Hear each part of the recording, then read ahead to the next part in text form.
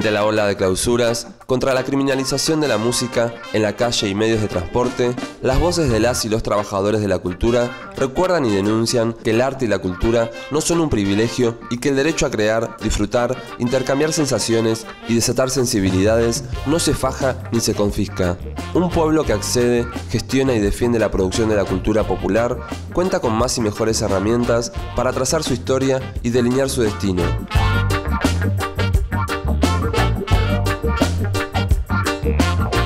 Club Cultural Matienzo tiene una historia bastante interesante con los barrios, principalmente porque nosotros no nacimos acá en Pringles y Córdoba, nacimos en Matienzo y Cabildo, por ahí también nuestro nombre para los que no lo tenían presente.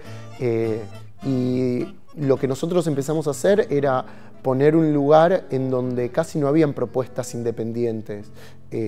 Hay barrios que ya tienen como una cuestión más histórica, de centros culturales, de propuestas artísticas, y donde nosotros nos establecimos al principio era un barrio que realmente necesitaba ese impulso. Estamos en el barrio de La Paternal, el Café de los Patriotas es una iniciativa de Proyecto Comunidad.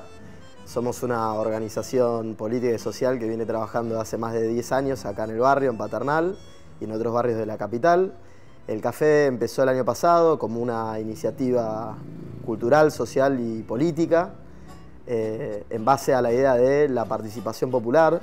Nosotros nos sentimos muy interpelados por lo que fueron las experiencias de las asambleas populares y la idea justamente del café fue que sea un espacio de participación abierto a los vecinos, donde no solamente podés venir, tomarte un café, compartir una picada, sino también podés venir a participar de charlas, debates, presentaciones de libros, presentaciones de películas. Teníamos un espacio bastante más pequeño que el actual y tuvimos mucha repercusión, primero y principal porque se nos acercaba mucha gente de los alrededores, de unas, no sé, 10 cuadras a la redonda, que simplemente se transformaron en parte del club, ¿sí? De habitués y gente que venía a ver qué era lo que estaba pasando.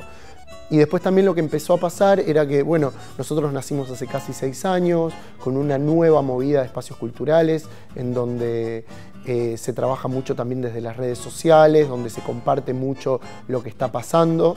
Y eso también empezó a hacer que viniera gente de otros barrios, de otros lugares, a ver nuestras propuestas, que los propios artistas trajeran su público y de repente empezar a encontrar una mezcla entre el público del barrio con públicos que venían a ver una propuesta en particular.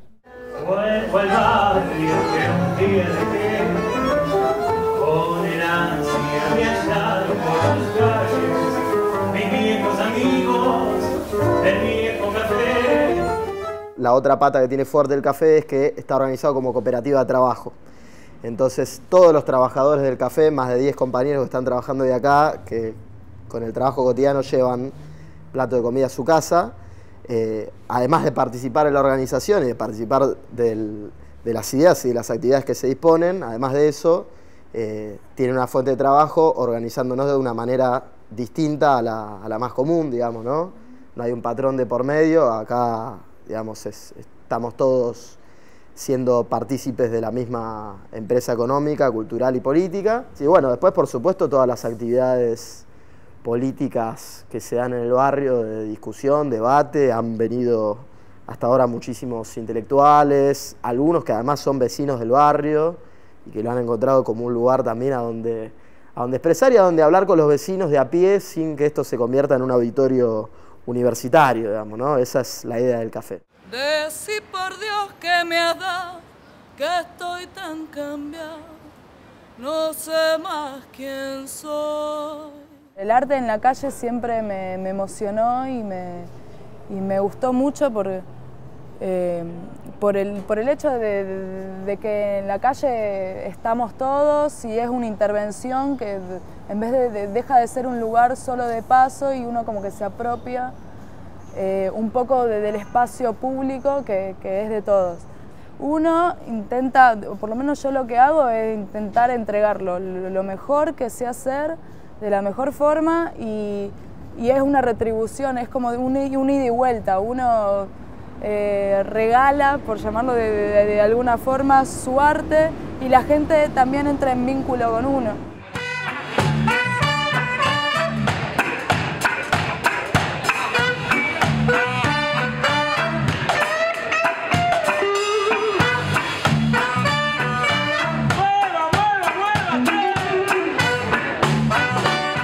Lamentablemente las autoridades del Estado porteño de hoy y de hace ya un tiempo proponen el culturicidio, es decir, el ahorcamiento de todas las formas de expresiones culturales que puedan ser entendidas como derechos, ¿no?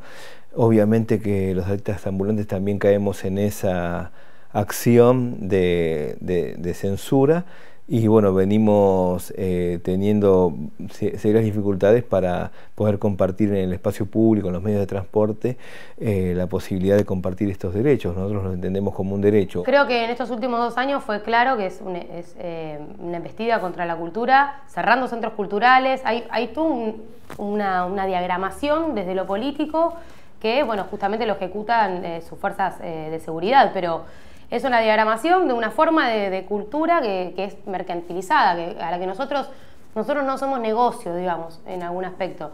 Y si nos pueden correr de las calles también para que todo sea mucho más apático, para generar también en la sociedad una especie de desmotivación, porque en realidad el que va de la casa al laburo, del laburo a la casa, por ahí es el único momento en el día en el que se encuentra con algo diferente que le puede cambiar hasta el estado de ánimo, ¿viste? Es como muy fuerte. Realmente yo creo que somos actores sociales que estamos para cambiar el humor, que estamos para integrar. Es muy grave que estén, digamos, contra este tipo de expresiones populares.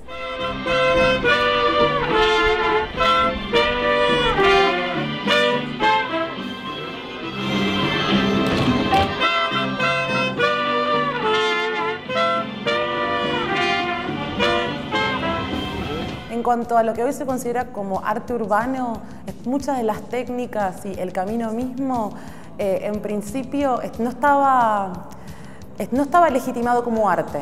Hoy en día está estallando un poco en la misma forma en la que estalló en Nueva York a principios de los 80s, en los trenes, en lo que es más el vandalizar monumentos, vandalizar la calle, ¿no? Igualmente, en cuanto a lo que se podía llegar a pensar en cuanto a el arte callejero es legitimado como arte y que impacta en las galerías de arte, esto fue una evolución bastante paulatina.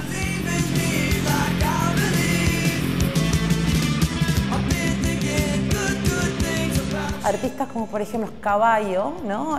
Artistas como el colectivo Fase o Doma empezaron a pintar en el espacio público en el año, digamos, en el 2001-2002, a principios del 2002, y como en respuesta a lo que fue, digamos, hasta la crisis económica del 2001, ¿no? Entonces ellos específicamente encontraban en la calle un espacio sin intermediarios. Es una forma, ¿no?, de contactarse directamente con la persona y de comunicar, expresar un poco o la desazón o la protesta, o justamente, digamos, cortar, no con el que la calle no sea el canal único, ¿no?, de protesta, sino, bueno, empezamos a decorarla un poco más, empecemos a ponerle un poco más de onda, un poco más de color y ¿no?, a levantar un poco más los espíritus, ¿no?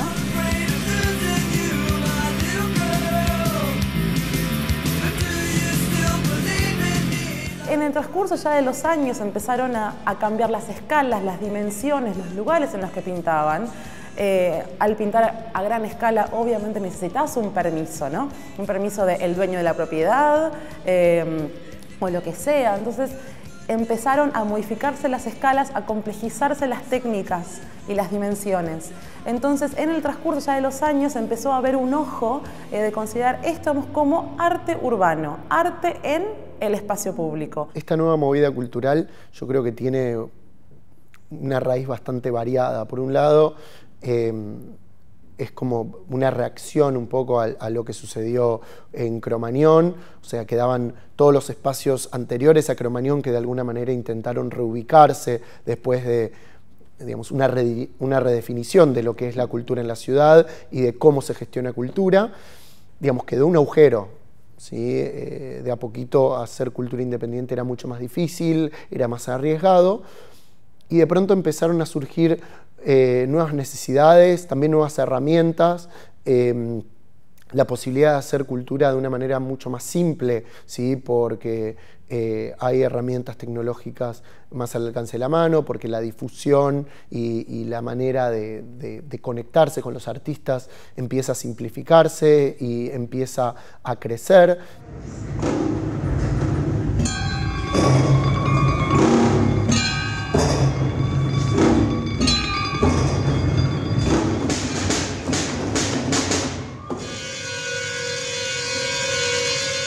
También vemos que hay muchos artistas que empiezan a autoproducirse o a fusionarse con otros artistas con los que tienen afinidad, y de pronto la idea de la autogestión empieza a tomar una fuerza mucho mayor.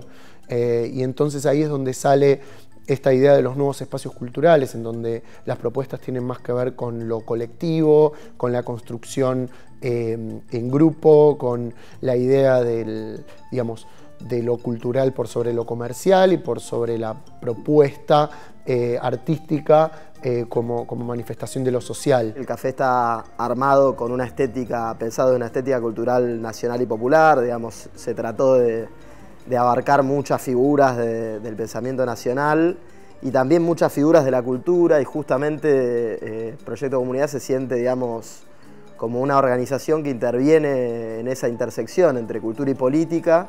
Y también en eso, digamos, hicimos una apuesta bastante fuerte a que las personas que se encuentren acá también se pregunten, ¿no?, por quiénes son los que están en los cuadros, que suele ser uno de los motivos de conversación.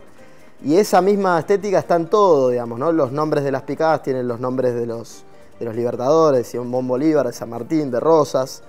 Entonces ahí un poco la idea es interpelar y que ese lugar de encuentro no sea solamente el lugar de encuentro donde uno se junta a compartir una cerveza, sino también el lugar de encuentro donde puede surgir una charla con quizás una persona mayor o con una persona menor, con un hijo, con un niño, acerca de papá, quién es esta persona, cosa que lo hemos escuchado muchas veces.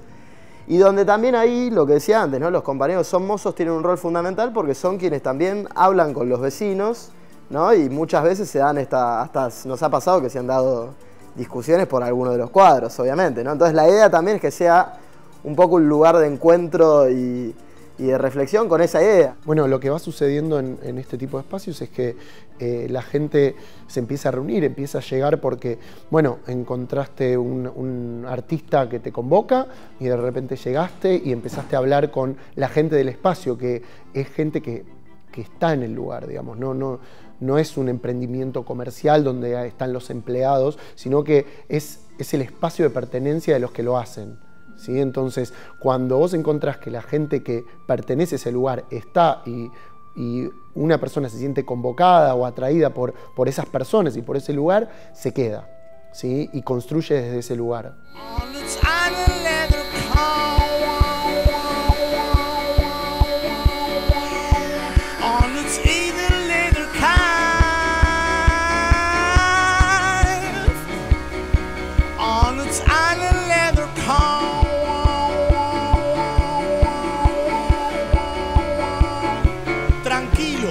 Ya no tenés que demostrarle nada a nadie.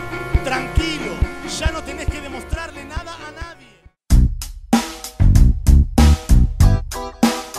Las pujas en el terreno de lo cultural, la emergencia de nuevos actores y escenarios, parece sepultar por anacrónica esa vieja dicotomía del debate entre alta y baja cultura.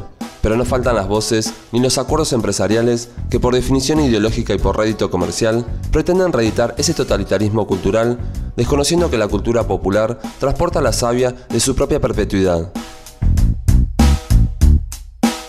Claramente los espacios culturales tienen un rol político, ¿sí? A veces consciente, a veces inconsciente, ¿sí? Hay espacios culturales que se gestan desde un espacio de encuentro político y de debate.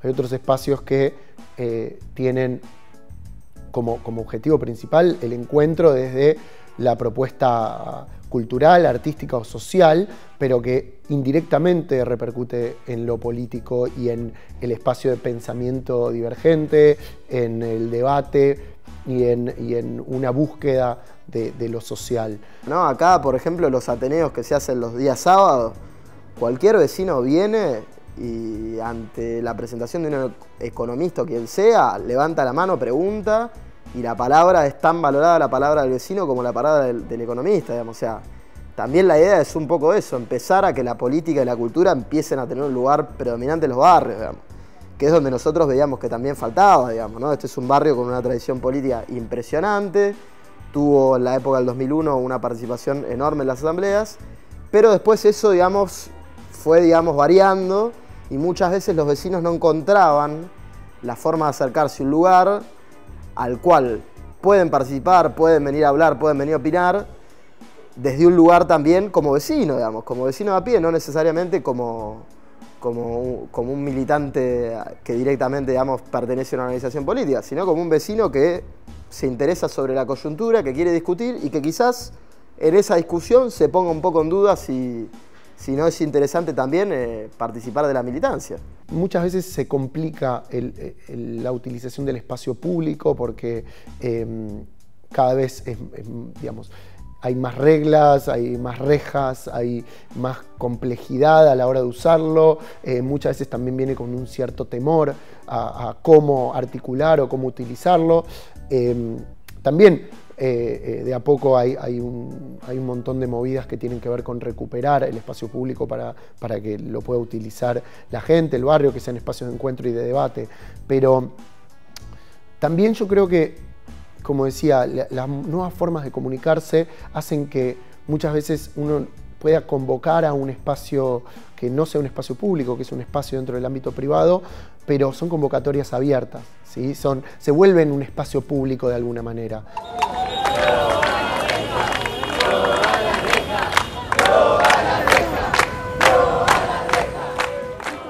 Otra de las cosas por las cuales yo elijo la calle es porque desde que uno estudia, por lo menos en mi caso es que yo estudio música desde una institución que digamos que es solo una parte, son herramientas que a uno le brindan, pero en realidad como que uno se termina de completar tocando en la calle y en la calle es donde está la gente y está toda la gente, digamos, no está solo el que puede pagar una entrada o el que puede acceder a una institución, a una universidad a estudiar o que puede estar en ciertos sectores. La calle es de todos.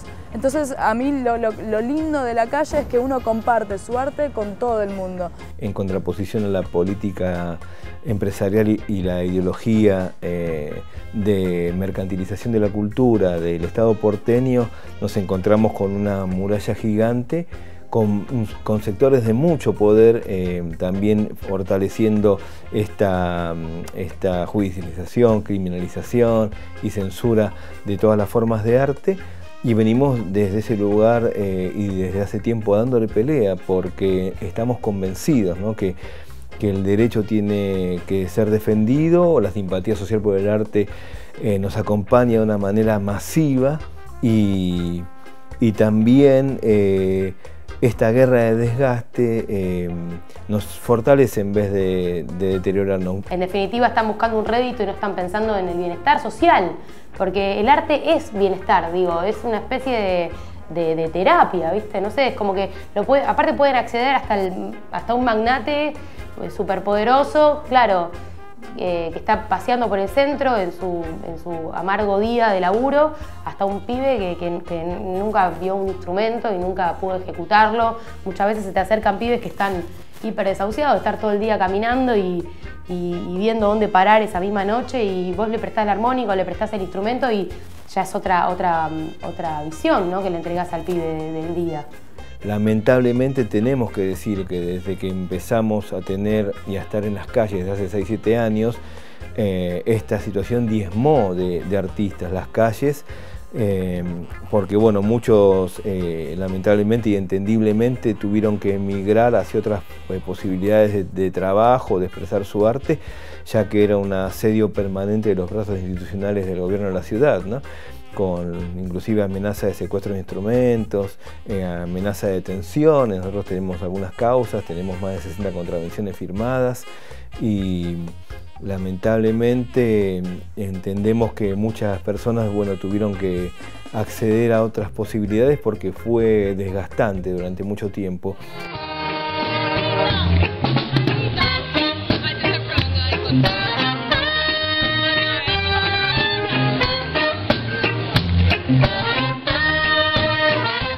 Los espacios culturales en la ciudad tienen graves problemas para poder gestionar con tranquilidad y poder enfocarse en lo que mejor hacen, que es producir cultura.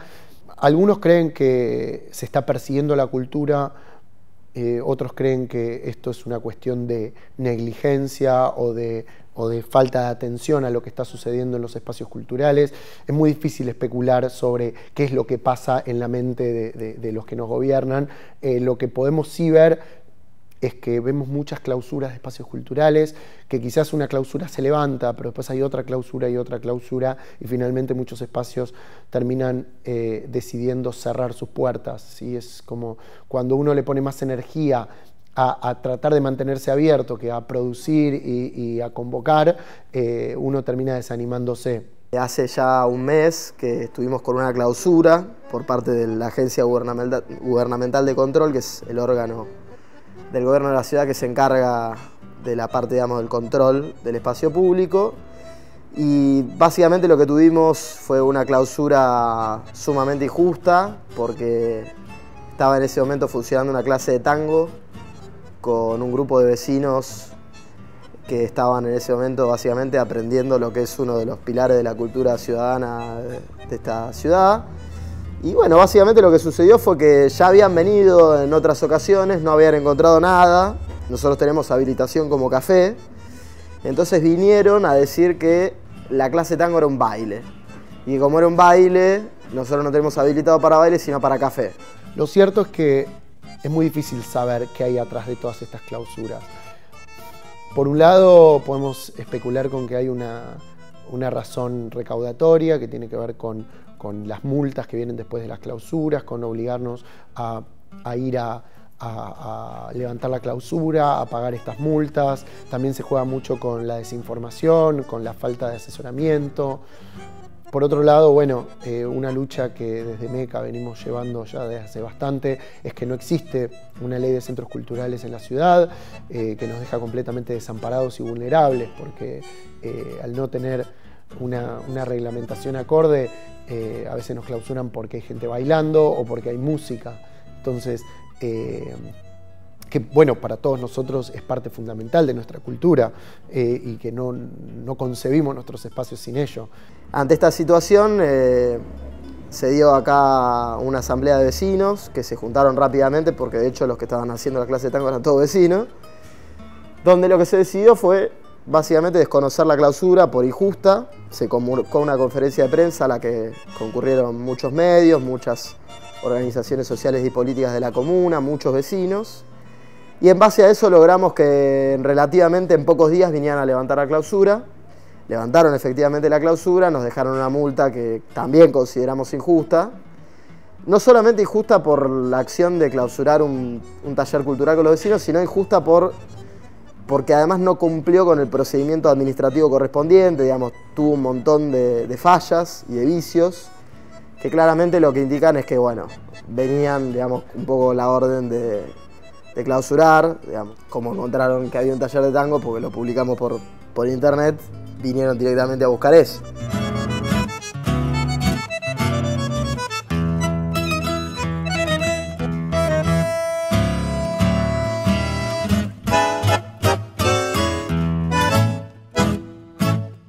Los espacios culturales que yo conozco, que son muchísimos, todos cumplen con todas las medidas de seguridad, tienen una idea muy clara del cuidado del público, de los artistas, de la propuesta y del espacio propio. Entonces, muchas veces se termina dando este choque entre, bueno, todas estas clausuras y espacios que están cuidados y que por alguna cuestión técnica o burocrática se les pone una faja. Y eso es sumamente peligroso.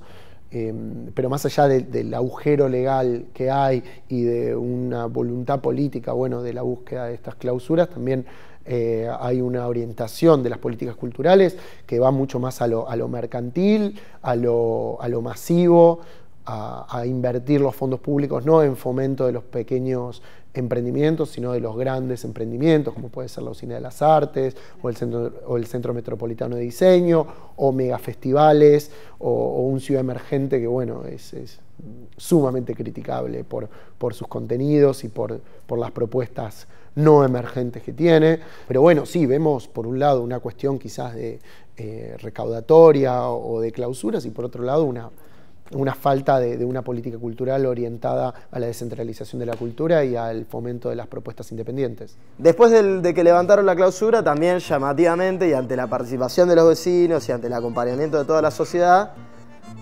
llamativamente no volvieron nunca más, ¿no? Digamos, o sea, nosotros seguimos peleando porque nos den la habilitación definitiva, porque además tenemos todos los papeles presentados hace un año para que nos den la habilitación definitiva, que significa justamente la habilitación donde aparecen todas estas actividades, ¿no? Por ejemplo, la actividad de tango. Pero por otra parte sabemos y conocemos que no existe una figura legal que pueda abarcar todo lo que nosotros buscamos hacer, por lo tanto, también formamos parte y estamos acompañando al resto de los centros culturales que vienen hace mucho tiempo peleando por una ley de centros culturales. Digamos, esto se viene peleando en la legislatura también desde el bloque del Frente para la Victoria, y la idea es que dentro de no mucho tiempo, tanto nosotros como el resto de los espacios que han sido clausurados, que lamentablemente hoy suman más de 15, después de la clausura del café hubieron otras clausuras también, cosa que continuamos repudiando y solidarizándonos con esos espacios. Después de eso, estamos esperando obviamente que esto avance en la legislatura y que en no mucho tiempo logremos tener una ley que nos ampare, porque evidentemente consideramos que todas estas actividades tienen que ser sumamente legales y no tienen por qué ser perseguidas, ¿no?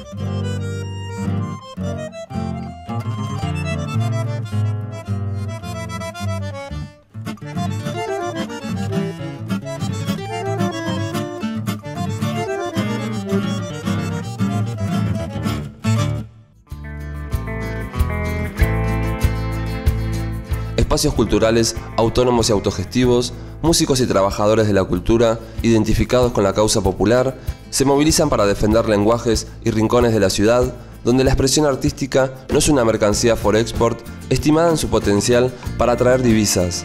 La batalla es por una cultura que resista a la mercantilización como único propósito.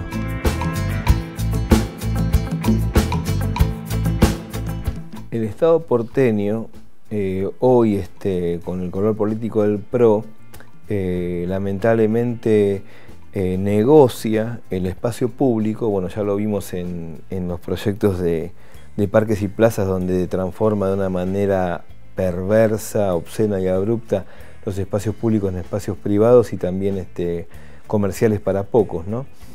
Esto es un esqueleto que se corta y pega. En las calles de la ciudad sucede lo mismo, y esto es a cambio de favores con corporaciones que financian, aceitan y bueno, dan su buena cantidad de dinero a sectores políticos para que suceda esto, ¿no? Es gravísimo, pero también habla a la claridad de lo alevoso e impune de algunos sectores empresariales, absolutamente en connivencia con sectores políticos del gobierno de la ciudad, que tienen clarísimo el horizonte de la mercantilización de todo y vienen por todo, ¿no?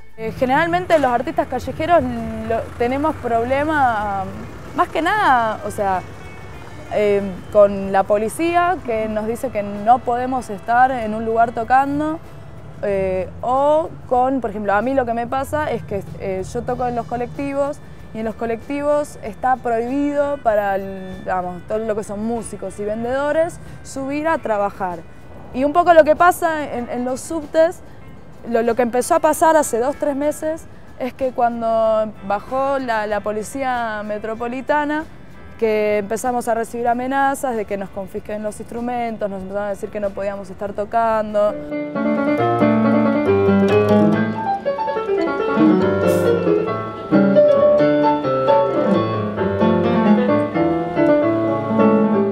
La política en general tiene mucho que ver con la demostración, ¿sí? y muy particularmente en la ciudad de Buenos Aires, en donde a mi entender muchas de las decisiones y de las políticas que se llevan adelante van con una encuesta en la mano y con una cuestión de demostrar que se está haciendo, yo veo una política cultural muy orientada a eso, al video, al spot, a esa toma en donde algo está lleno de gente y no al contenido. El Café de los Patriotas, digamos, como decía antes, tiene una pata de trabajo fuerte con lo que son artistas y trabajadores de la cultura del barrio. Ahí lo que nosotros encontramos como experiencia fue, obviamente apenas abrimos y pusimos un escenario, se acercó muchísima gente a decir, che, ¿cómo se hace para tocar? Y la realidad es que muchos de esos artistas se sorprendieron cuando les dijimos que no les cobrábamos nada. Y que no solo no le cobrábamos nada, sino que les íbamos a dar la comida porque consideramos y que se iba a permitir que pasaran una gorra o el sobre, porque consideramos que lo que hacían era un trabajo, ¿no? Y que debía ser remunerado. Eso, digamos, sorprendió a muchos, digamos, ¿no?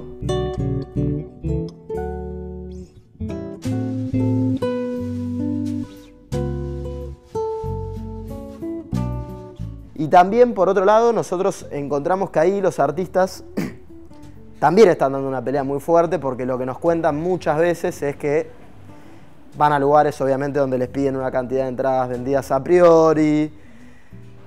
No solo músicos, ¿no?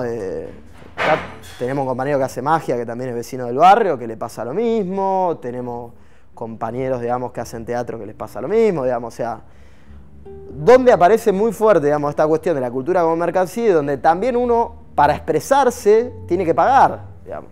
Vemos que el ministro de Cultura se llena un currículum de logros, que son logros que tienden a la masividad, a un poco usar el impulso de todos aquellos que en algún momento tuvieron sus propuestas independientes y fueron creciendo y hoy tienen un reconocimiento, y apoyar eso que ya está establecido para demostrar que se está apoyando la cultura, pero donde realmente hay que hacer hincapié, donde la misma Constitución manda a que hay que cuidar y proteger y fomentar esos pequeños proyectos, a esos pequeños artistas que tienen algo para decir y que todavía no tienen las herramientas para sostenerse, pero que valen la pena porque son interesantes y son lo que dentro de 10 años van a ser los grandes artistas, porque se animaron a proponer algo nuevo.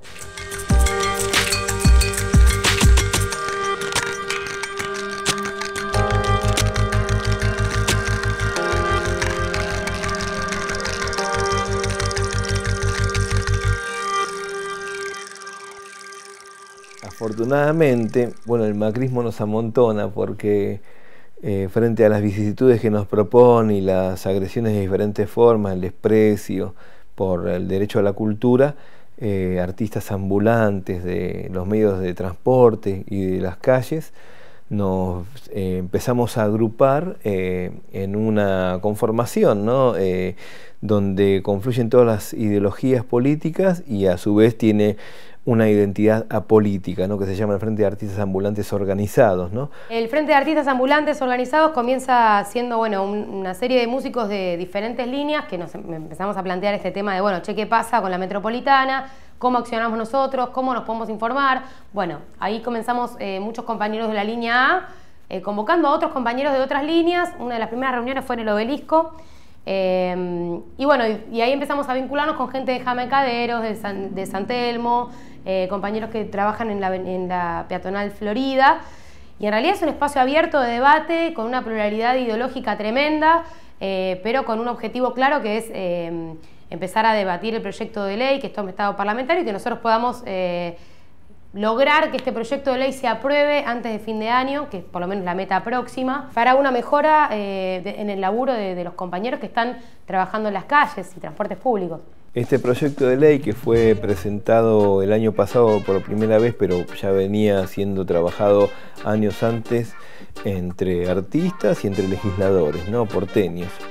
tiene diferentes partes, ¿no? Una de las esenciales es la de poner fin a cualquier maniobra que hasta hoy pueda hacer la fuerza pública, que consiste en secuestrar instrumentos, ¿no? Es decir, eso por todas las formas posibles dejarlo de lado, ¿no?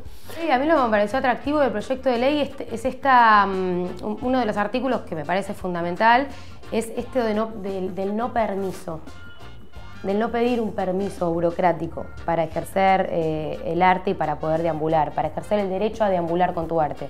Me parece fundamental esto de no exigirnos un permiso burocrático. Eso me parece como... Y en eso también se basan muchos compañeros que están entrando por ahí a laburar a la calle y que ya han sido solicitados, les solicitaron un permiso, por ejemplo, trabajando en el subte.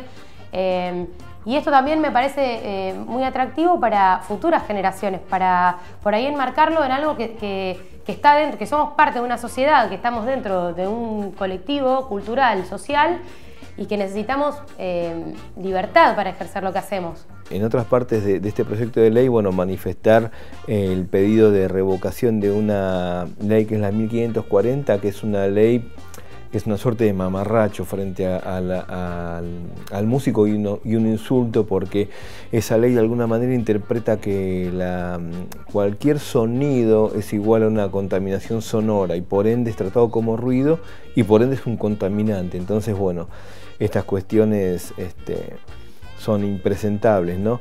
También en esta ley, en este proyecto de ley, lo que se pide es que el Estado porteño cumpla y haga cumplir el artículo 32 de la Constitución de la Ciudad Autónoma de Buenos Aires, en su parte sexta, que dice nada más y nada menos que el Estado porteño debe fomentar, proteger y garantizar la cultura en los espacios públicos. Es decir, acá hay una paradoja no institucional.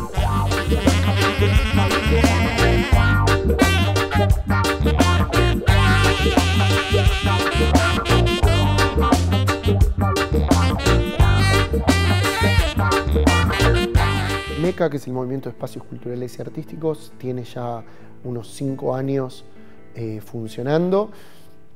Nació como una necesidad de los espacios que estábamos en aquel momento, de conectarnos, de relacionarnos desde la problemática, porque en ese entonces ya teníamos el tema de las clausuras, ya teníamos la falta de leyes de fomento, de falta de leyes que regularan la actividad, y de a poco fuimos armando un proyecto sumamente ambicioso, que por un lado mira los problemas actuales en la ley, ¿sí? Ve primero un bache enorme en el marco regulatorio de lo que son los emprendimientos culturales, al ver esta falta de una ley de centros culturales, y pone mucho hincapié en lo que son los espacios no comerciales, ¿sí? Que eso también es un faltante enorme en las leyes actuales, y genera una protección, no desde una idea de fomento, pero sí una idea de que los espacios culturales tienen otro tipo de herramientas, que desde lo económico no son tan fuertes, pero sí desde la producción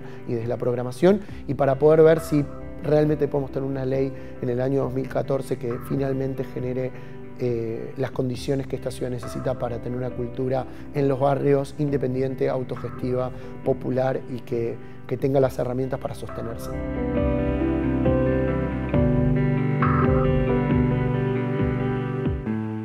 Y después, bueno, sí tiene algunas cuestiones que para nosotros son muy importantes, que tiene que ver con un registro de usos culturales, con la necesidad de presentar el proyecto y la programación para que esta ley no sea utilizada por bares y por restaurantes que no tienen contenido cultural y que encuentran una norma mucho más flexible.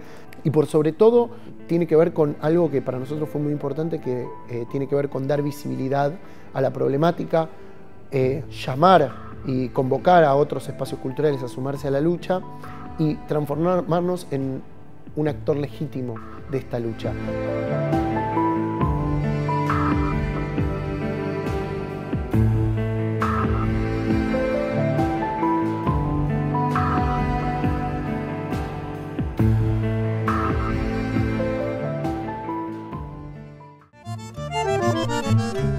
El acceso a la cultura, la posibilidad del intercambio enriquecedor que promueven las narrativas artísticas, el derecho al goce y al disfrute, la artesanía de una creación musical y la conexión con la experiencia sensible nos hace no solo más libres y conscientes, sino sobre todo menos domesticables. Uno siempre va encontrando obstáculos a lo que es la transformación social a través de las distintas herramientas. Las construcciones colectivas toman mucho tiempo, ¿sí? Toman mucho esfuerzo y toman mucho desgaste. Y todos los que componemos estas agrupaciones tenemos muchas responsabilidades en nuestros propios espacios. Y todo el tiempo que le dedicamos a una construcción colectiva por afuera de nuestros espacios es tiempo que no le dedicamos a nuestro proyecto propio. Entonces muchas veces la construcción de espacios como Meca toma mucho tiempo y tiene muchos altibajos.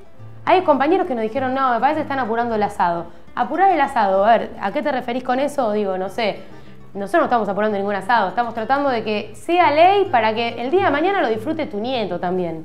Pero bueno, cuesta un poco porque en los 90 también ha dejado esa semilla, ¿viste? En compañeros. El sálvese quien pueda, ¿viste? A veces es muy complicado abordar una discusión política con compañeros que están haciendo su laburo desde el arte y nada más. Por ahí si corremos un poco el eje desde ese lugar, podemos darnos cuenta que el arte es transformador. Y que por eso necesitamos dar esta discusión.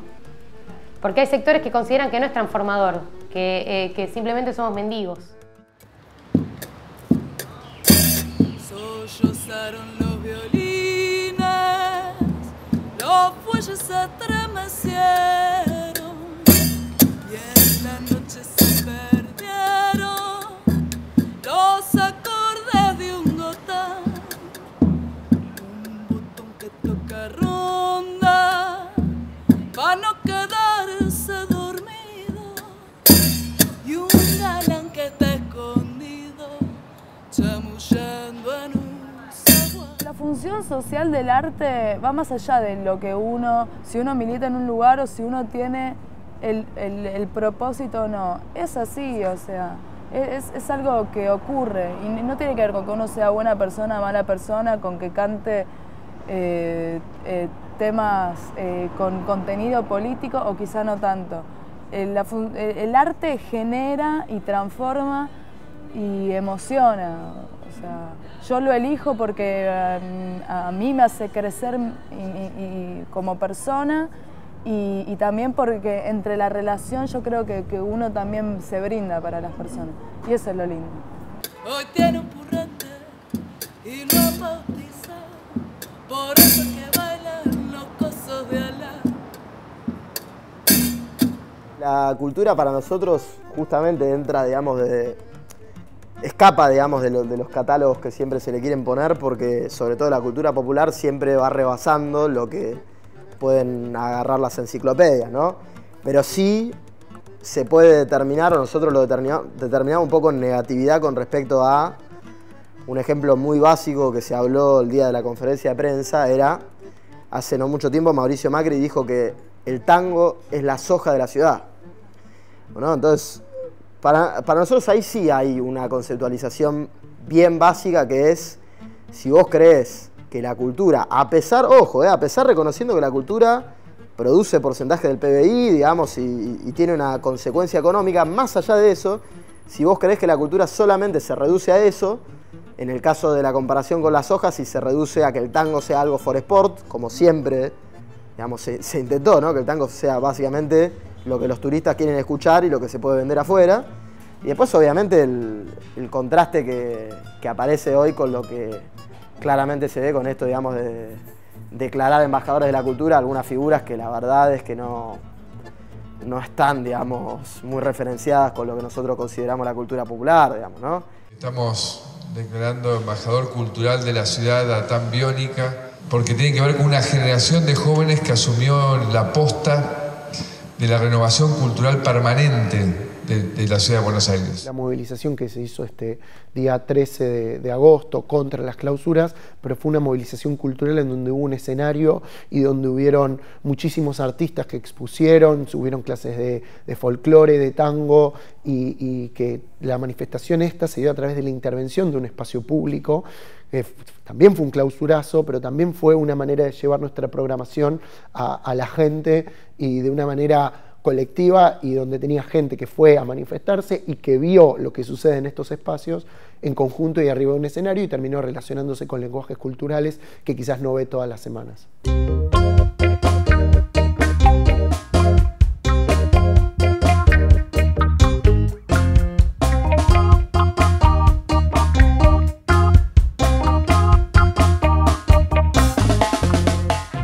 Así como queremos tener esta ley para que haya una legalidad de los centros culturales, bueno, también una ley de fomento de los centros culturales, también discutir qué pasa con el presupuesto de cultura en la ciudad, hacia dónde va, digamos, ¿no? Si va solamente hacia publicitar espectáculos internacionales de gran resonancia, o espectáculos como el de Violeta, digamos, en Palermo, o si también el fomento debería ir hacia estos espacios culturales que tienen una función social importantísima en los barrios, de contención, de desarrollo y de promoción de los artistas y los trabajadores de la cultura, digamos, ¿no? Esa sería también otra discusión. Creo que la única manera de lograr esas transformaciones tiene que ver con que los espacios culturales entiendan que la política es una herramienta necesaria, y que los espacios políticos tienen que entender que la política no es el monopolio de la transformación, y que hay otras maneras y que hay otros lenguajes, y que a veces uno tiene que bajar la bandera partidaria para poder acercarse y para poder generar otras herramientas más colectivas y que unifiquen a estos actores que muchas veces no quieren quedar pegados a una ideología o a un lineamiento que viene con otra carga, ¿sí? Porque si uno se alinea a una bandera partidaria, uno está aceptando un montón de premisas que quizás uno no comparte. Entonces, bueno, es empezar a reconciliar. Quizás los espacios culturales, entender que a veces desde el lenguaje cultural hay que apelar a ampliar los horizontes, y desde el espacio político entender que a veces hay que bajar esa bandera. Quiero que le den un fuerte aplauso a Jamaicaderos. Esta banda es la que nos está ayudando con esta lucha y vienen hace mucho tiempo, así que toda la banda para ellos, Jamaicaderos.